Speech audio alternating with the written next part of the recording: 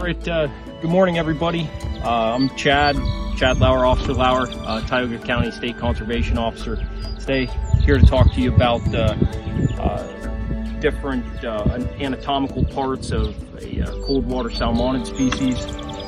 What I'm looking at here is a replica, it'd be like a pillow of a rainbow trout, Oncorhynchus micus. And a couple of things to remember. There are two different types of fish that we kind of talk about. We got spiny rayed and soft rayed. Your salmonid species are a soft rayed fish, and what that means is their fin rays in both their pectoral and like their dorsal fins would not have any type of spiny, pointy rays or barbels like a catfish would have, or like a bass or a bluegill would have on its dorsal fin. Anatomically speaking, we're looking at the tail fin, also known as the more scientific name of the tail fin would be the caudal fin. This little fatty fin that you'll see on the majority of your salmonids would be the adipose fin.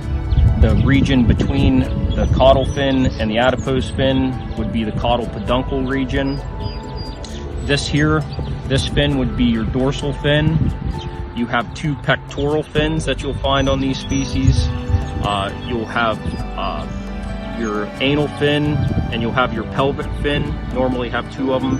There's a little thing that usually hangs off of, I believe it's your pectoral fin. It's called the axillary process. Normally found you'll really see a distinction on larger salmonids like your ground trout, some rainbow trout, you'll see that. You also have what's called as a lateral line. It's a sensory organ of some sort that fish use for hunting purposes and to detect danger.